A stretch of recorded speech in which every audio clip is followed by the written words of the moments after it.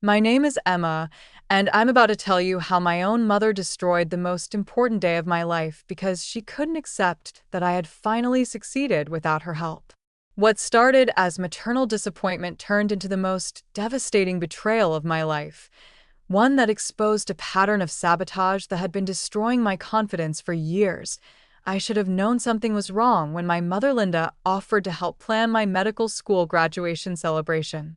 For 26 years, my mother had made it clear that nothing I did was ever quite good enough. When I got A's, she asked why they weren't A pluses. When I made honor roll, she mentioned how her friend's daughter had been valedictorian. When I got into college, she reminded everyone that it wasn't an Ivy League school, but my mother offering to celebrate my biggest achievement. That should have been my first red flag. "Oh, honey, you know I have much better connections than you," she'd said with that practiced smile she used for her real estate clients. "Plus, I know how to throw a proper celebration. You can't just have pizza in some community center like you're graduating high school." The comment stung, but I was so desperate to have a mother who was actually proud of me that I ignored the backhanded nature of her offer to help. For my entire life, Linda had been the perfectionist mother, PTA president, successful businesswoman, the mother who brought homemade organic snacks to every school event and made other parents feel inadequate by comparison. Meanwhile, I was the daughter who disappointed her. I was smart enough, but not brilliant. Pretty enough, but not stunning. Successful enough, but not exceptional. I'd worked twice as hard as my classmates to get through pre-med, struggled through the MCAT, and barely scraped together the money for medical school through loans, scholarships, and working part-time in the campus bookstore. But I'd done it. Against all odds, despite my mother's constant reminders of how difficult it would be, despite her suggestions that maybe I should consider something more realistic, I was graduating from medical school with honors and starting my residency at a prestigious hospital. For once in my life, I thought maybe, finally, my mother would be proud of me instead of finding ways to diminish my achievements. I was so naive. The planning started innocently enough. Mom insisted on taking over the venue booking, catering arrangements, and guest list management. At first, I was grateful for her organizational skills and social connections. She negotiated better prices, found vendors I never would have discovered, and seemed genuinely excited about my big day. "Emma deserves the absolute best," she'd tell vendors, her charm turned up to maximum. "This is going to be a celebration worthy of my brilliant daughter." But slowly, things started to feel off. When we met with the caterer, Mom spent 30 minutes discussing her own preferences and talking about how she'd definitely want something more sophisticated when she retired and had her own celebration. When we visited potential venues, she kept steering us toward places that reflected her taste rather than mine. When we discussed the guest list, she made sure to invite all her friends and business associates, people who barely knew me but would be impressed by the event. The photographer was where I first noticed something seriously wrong. "So for the family photos," Mom said, flipping through a portfolio, "I was thinking we should do them at the country club. I already talked to the events manager and reserved the garden terrace." I looked at her in confusion. "But Mom, we already decided on taking photos at the medical school. You know, in front of the building where I actually graduated." Mom waved her hand dismissively. "Oh, honey, those institutional buildings are so ugly in photos. The country club will look much more elegant. I already told everyone in the neighborhood that's where we'd be taking pictures." "Everyone?" I asked. "What everyone? I thought this was supposed to be about celebrating my graduation." Mom's face went slightly pink. "Well, I mentioned it to a few people. You know how proud I am of you, sweetheart." But her tone didn't match her words. She sounded more like she was planning a business networking event than celebrating her daughter's achievement. That night, I called my best friend Jake, feeling confused and hurt. "She's taking over everything," I told him. "It's like she's planning her own party, not my graduation celebration." Jake was quiet for a moment. "Emma, you know I love you, and you deserve to celebrate this amazing accomplishment. But maybe you should talk to your mom about boundaries? But I couldn't bring myself to confront her. My whole life, Mom had been the strong one, the successful one, the one who got what she wanted. Standing up to her felt impossible, especially when she framed everything as being for my own good. The breaking point came during a meeting with a venue coordinator. I'd found the perfect place, a beautiful garden restaurant that was elegant but warm, sophisticated but not pretentious. It felt like me, and when I toured it, I could finally envision a celebration that honored my achievement without feeling like I was trying to be someone I wasn't. Mom had insisted on coming to the final walkthrough, claiming she needed to coordinate the setup details. But when we arrived, Mom wasn't looking at the garden space we'd booked. She was talking to the manager about their ballroom. This space, she was saying, gesturing toward the formal ballroom with crystal chandeliers and gold accents, would be so much more appropriate for Emma's celebration. The garden is lovely, but it's not really formal enough for a medical school graduation, is it? My heart stopped. The ballroom was beautiful, but it was also twice as expensive and completely different from what I'd wanted. It was the kind of space where Mom would feel comfortable, not where I would feel like myself. "I'm sorry," the venue coordinator said, looking between us uncomfortably. "But Dr. Emma already put down a deposit on the garden space. We can't change the reservation without her approval." "Of course we can work something out," Mom said, pulling out her credit card. "I'll cover the difference. I just want my daughter to have the celebration she deserves." The words sounded supportive, but something in her tone made my skin crawl. She wasn't trying to honor my achievement. She was trying to make it into something that reflected well on her.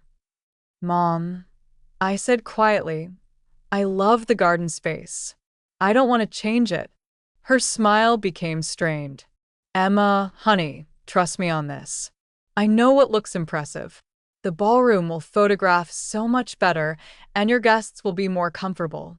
I said no. The venue coordinator looked like she wanted to disappear. Mom's face went through several expressions: surprise, annoyance, and then something that looked like calculation. "Fine," she said, putting away her credit card. "If you want a mediocre celebration for such an important milestone, that's your choice." I should have known then that Mom wouldn't let it go. I should have realized that my mother, who had spent my entire life trying to mold me into her vision of success, wouldn't accept my decision to celebrate in my own way.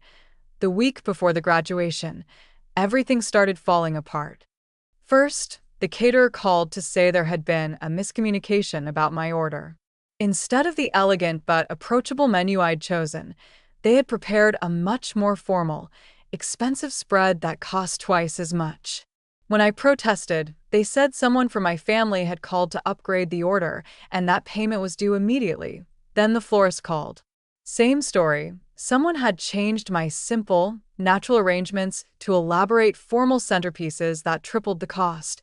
The photographer, the string quartet, the cake designer.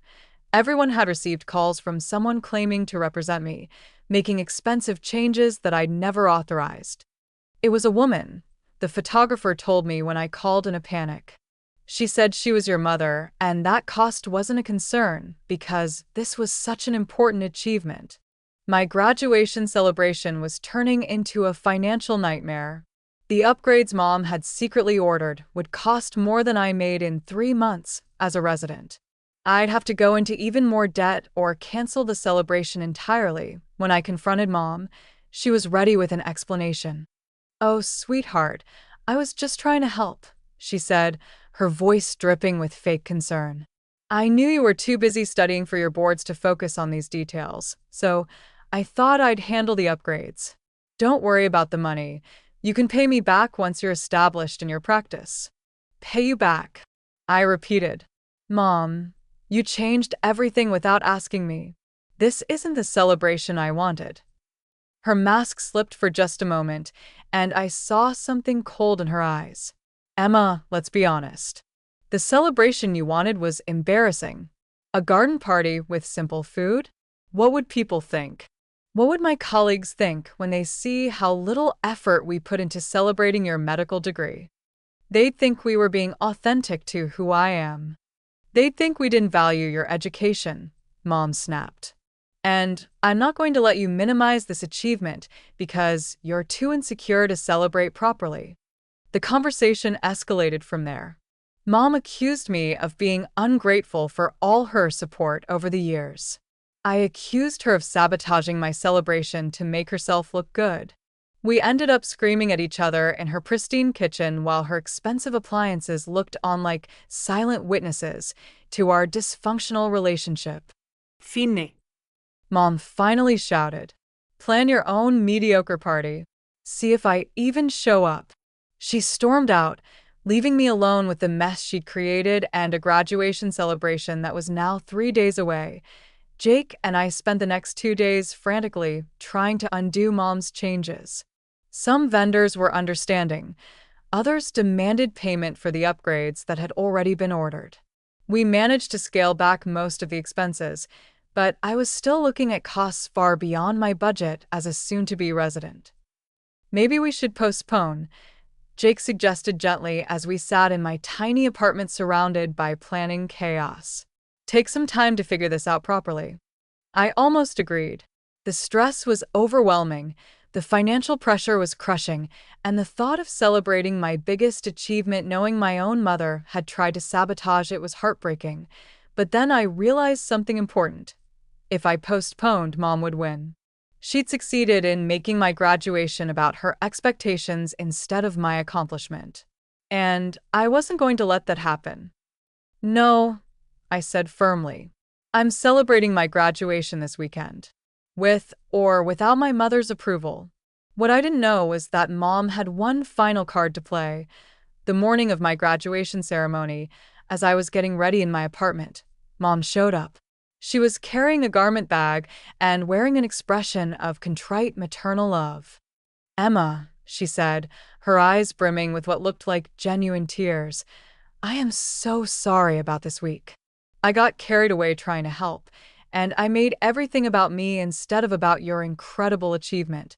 Please let me make it up to you. Let me be there for you today like I should have been all along." I wanted to say no. Every instinct I had was screaming that this was another manipulation. But she was my mother, and despite everything, I loved her. And maybe the mother I'd always wanted to have was finally showing up. "Okay," I said quietly. "But Mom, no more controlling behavior. No more changes. This is my day." She hugged me, and for a moment, I thought maybe we could repair our relationship. Maybe the mother I'd always dreamed of was finally going to be proud of me without conditions. I was so wrong. The graduation ceremony was beautiful despite all the chaos of the week. I walked across that stage with my white coat and diploma, and for a moment, I felt like I'd finally proven myself worthy of respect and pride. My classmates and I had worked so hard for this moment, and the sense of accomplishment was overwhelming. Mom sat in the audience, smiling and taking pictures, looking like the proud parent I'd always wanted her to be. She even stood up and cheered when my name was called, and I felt a surge of hope that maybe our relationship could finally change. The problem started at the celebration. During the cocktail hour, I noticed Mom talking intensely with several guests, including some of my medical school professors and classmates. She was animated, gesturing frequently, and people seemed uncomfortable with whatever she was telling them. "What's your mom talking to everyone about?" Jake asked during a quiet moment. I frowned, looking across the garden where Mom was now deep in conversation with my residency supervisor. "I don't know, but people keep giving me weird looks." The weirdness escalated during dinner. Conversations would stop abruptly when I approached groups of guests. People were whispering, casting glances in my direction, and the atmosphere felt strangely tense for a graduation celebration. It all came to a head during the speeches. Mom had insisted on giving a toast, despite the fact that we'd barely spoken in the weeks leading up to the graduation. When she stood up with the microphone, she was radiant, confident, polished, commanding the room's attention in the way she'd always been able to do. Good evening, everyone, she began, her voice warm and engaging. I'm Linda, Emma's mother, and I have the honor of celebrating my daughter's graduation from medical school tonight. The crowd settled in to listen, expecting the usual proud parent anecdotes and well wishes. I've watched Emma struggle through her education, Mom continued, and I've seen her overcome so many challenges to get to this point. Emma has always been determined, even when that determination led her down difficult paths. I felt a chill run down my spine. This wasn't sounding like a typical proud parent speech. But what you might not know about my dear daughter, Mom said, her smile becoming sharper, is just how much help she's needed along the way. How much support, how much intervention, how much assistance it took to get her to this point. Jake grabbed my hand under the table. The room was growing uncomfortable now, sensing that something was very wrong. In fact, Mom continued, her voice carrying clearly across the stunned gathering, I'm not sure Emma would be standing here today if it weren't for all the strings I had to pull, all the calls I had to make, all the favors I had to cash in to help her succeed. My blood turned to ice. The room erupted in shocked murmurs, but Mom wasn't finished. You see, Emma's academic record wasn't quite as impressive as she likes people to believe. Her MCAT scores were, well, let's just say they needed some help from a test prep consultant who owed me a favor. Her medical school applications required quite a bit of editing and enhancement, and her performance in several crucial courses benefited greatly from some additional tutoring and guidance that she seems to have forgotten to mention. The lies flowed out of her like poison. According to Mom's version of events, I was a mediocre student who had gotten through medical school only because of her connections, her money, and her constant intervention. She painted a picture of me as someone who is fundamentally incapable of succeeding on my own merit. So here's to Emma, Mom concluded, raising her champagne glass with a brilliant smile.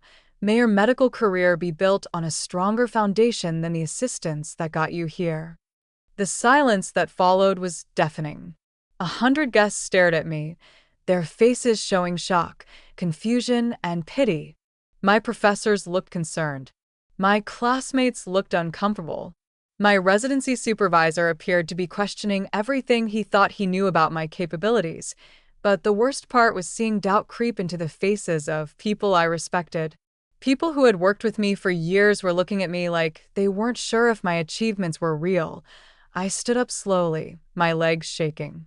Jake rose with me, his face pale but his hand steady on my back.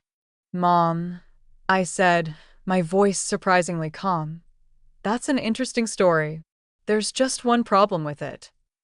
I reached into my purse and pulled out a folder I'd brought containing some important documents. With hands that were somehow not trembling, I opened it and held up several papers for the room to see. These are my actual MCAT scores, I said, my voice growing stronger.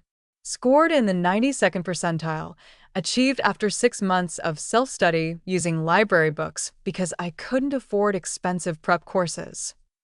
I held up the next document. This is my medical school transcript.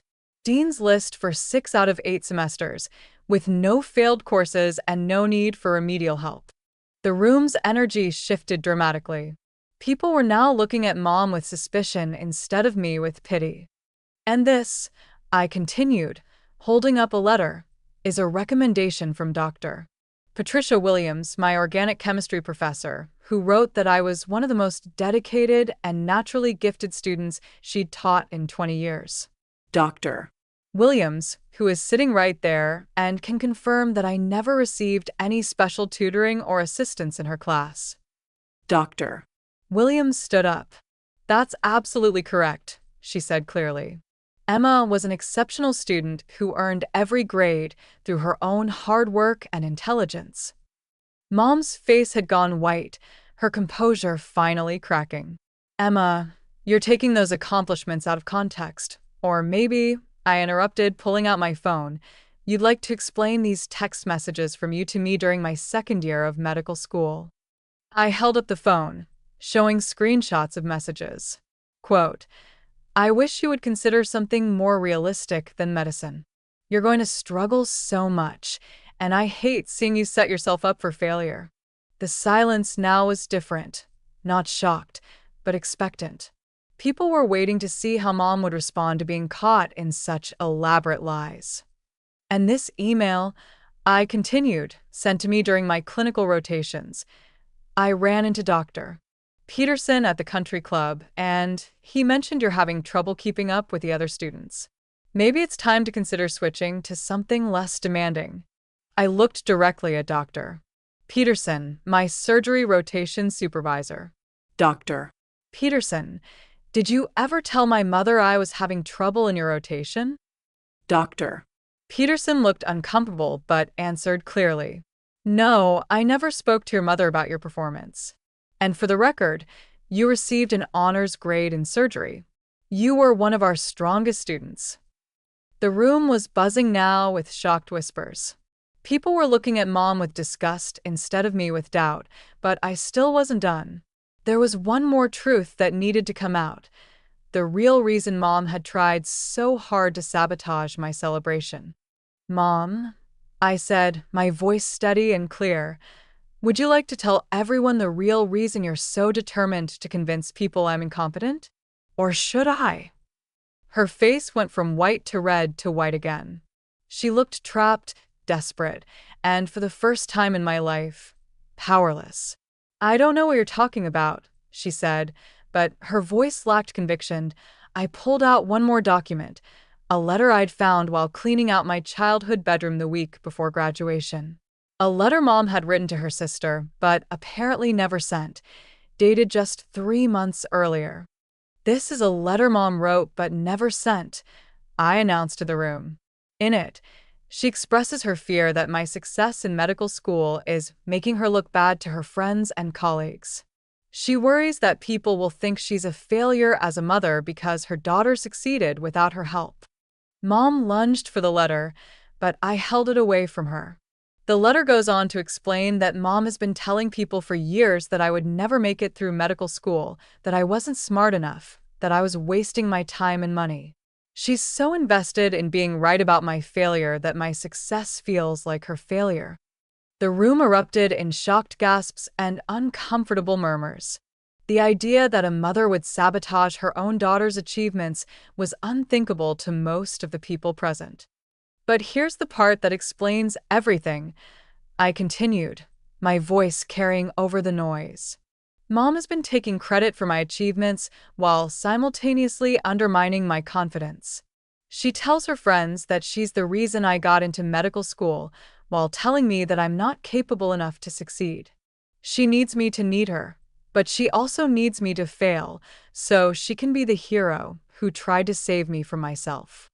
That's not true, Mom screamed, but her face told a different story.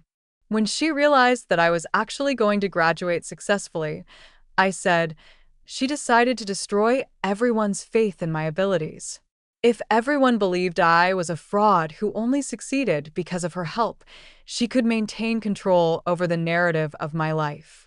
The room was dead silent now, everyone staring at Mom with expressions ranging from disgust to pity. Is this true? Doctor Williams asked, her voice barely a whisper. Linda, have you been undermining your daughter's confidence while taking credit for her success? Mom looked around the room, seeing the condemnation on every face, and something broke inside her. The mask of perfect motherhood she'd worn her entire life finally shattered completely. You don't understand, she said, her voice desperate and shrill. I've sacrificed everything for Emma's success. I drove her to every activity, paid for every opportunity, supported her through every difficulty. She owes everything to me. The admission hung in the air like poison.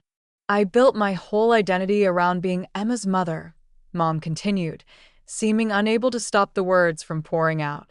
And now she wants to pretend she did this all by herself? She wants to act like she doesn't need me anymore? Like all my sacrifice and support meant nothing. She was crying now, ugly tears that ruined her perfect makeup. I just wanted to be important to someone, she whispered. I wanted people to know that Emma's success was because of me, not in spite of me. The room was silent except for Mom's sobs. Despite everything she'd done, despite the lies and the sabotage and the public humiliation, I felt a stab of pity for my mother. Her whole identity had been built on being indispensable to me, and when I proved I could succeed independently, she'd lost herself completely. But pity wasn't the same as tolerance.